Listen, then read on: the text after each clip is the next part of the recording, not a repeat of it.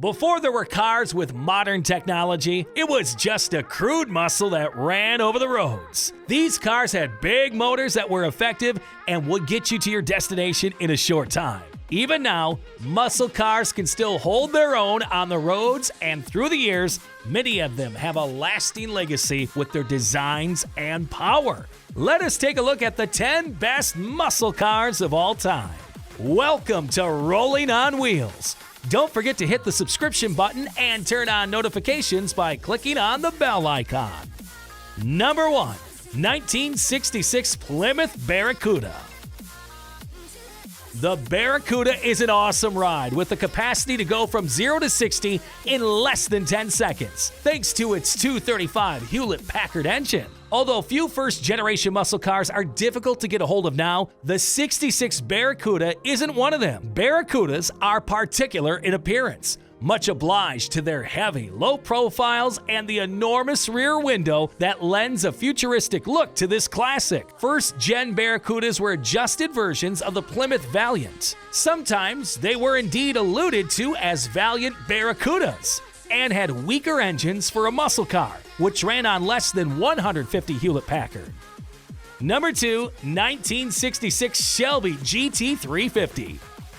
The amazing 1965 Colt Shelby GT350 was a serious high-performance machine. A few buyers that very first year felt these cars were small and hardcore. And at the same time, Shelby was on a rampage to cut costs. So, for 1966, Shelby supplanted, deleted, or made optional some of the car's signature high-performance features, just like the adjustable Coney shocks, the fiberglass hood, and the free-flowing and loud side-depleted outlets, which completely locked Detroit locker rear differential. That's likely a bit generous, but it still had fabulous power.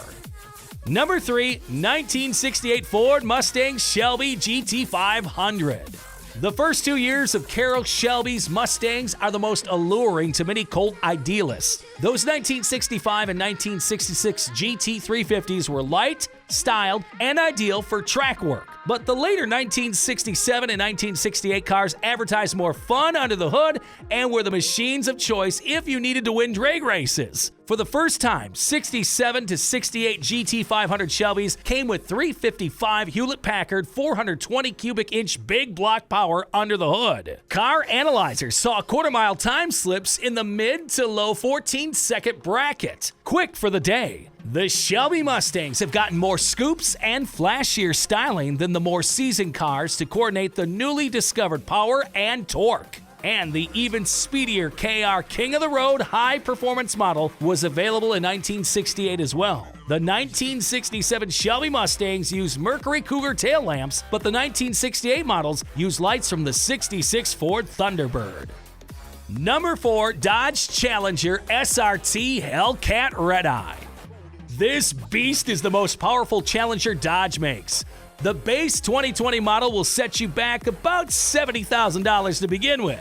Dodge introduced the Challenger in 1969, with Hellcat being presented much later in 2015. Nevertheless, the Redeye packs an effective punch and can breeze through a quarter mile in 10.8 seconds. And when we say effective, we mean powerful. The Redeye weighs in at a whopping 4,514 pounds thanks to a 797 Hewlett-Packard engine. The most excellent part? You get the dazzling look of a classic car with advanced amenities and features we know and love. As a result, Challengers stay beloved among amateur and long-lasting car enthusiasts alike. The most profitable models produced between 1970 and 1974, with a few being sold upwards of 6 figures. Number 5, 1969 to 1971 Baldwin-motion Phase 3 GT Corvette. Baldwin-motion was the first Corvette tuner, and the machines that the company made were amazing. First, Baldwin Chevrolet, a dealer in Baldwin, New York, would convey new Corvettes to Joel Rosen's Motion Performance Speed Shop down the road for alterations. Then, the Motion would build these serial production specialty Corvettes to order. Rosen's dream in late 1968 was to create a new, fast, and functional all-American GT sports car. The seriously styled Phase 3 GT was a surprise. It had a performance suspension, a unique fast back rear window, and as much as 600 dyno-tuned horsepower from either a 427 cubic inch displacement CID or a 454 cubic inch displacement big block V8s. However, one Motion Vet did receive a smaller LTI Spec 350 CID V8. Hold on. Please click the subscribe button and click the notification bell to get more updates. Now back to our next car. Number 6, 1969 AMX3. The AMX3 was a stunningly excellent mid-engine exotic. Its development was an international collaborative exertion between a skilled AMC group driven by Dick Teague, Idle Design, Italian designer Giotto Bizzarini, and BMW. The 3,300-pound sports car was fueled by an AMC 390 CID V8 Pack 340 Hewlett-Packard and backed by a 4-speed manual. It could reportedly accelerate to 60 miles per hour in just over 5 seconds and top 170 miles per hour. Solid numbers for the time. But the machine never officially made it for AMC showrooms, in part because of price. It would have needed a sticker price reportedly close to $15,000 and just a few $1,000s shy of Lamborghini's Miura. Number 7, 1984 Chevy Corvette. The third era of America's sports car, the Corvette, had an extremely long run, 1968 to 1982. So when it came time for GM to launch the next generation C4 Corvette, there was a wild theory about the car. Some predicted it would utilize a mid-engine chassis like an Italian exotic. Others thought it might utilize a rotary engine like Mazda's.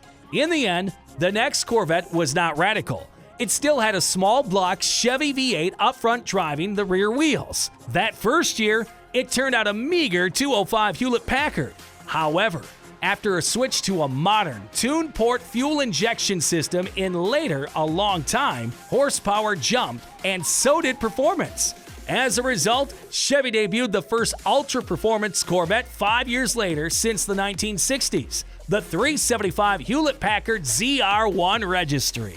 But some quick facts suggested that there's no generation 1983 Corvette. Although 1982 was the final year for the third generation Corvette, Chevy chose to wait until the 1984 model year to launch the all-new car.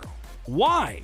Some sources claim more tightly emissions regulations required more time for advancement. Others say quality glitches at the factory were the genuine reason. As a result, all we know is each 1983 Corvette prototype was crushed. But one, a white car that now lives at the National Corvette Museum in Bowling Green, Kentucky.